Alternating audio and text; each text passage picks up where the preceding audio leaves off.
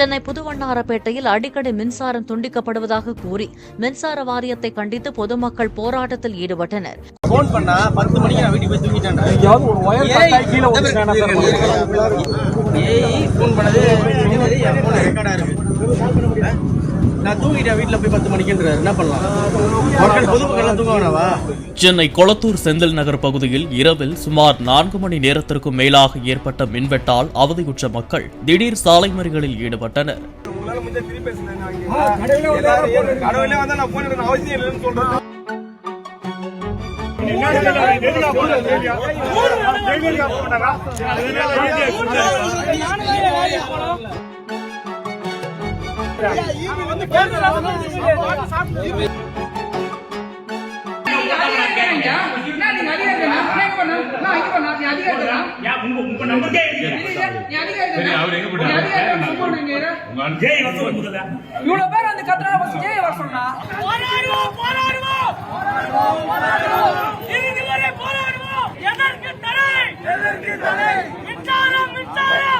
ஒரு அதிகாரி உள்ள இருக்காரு.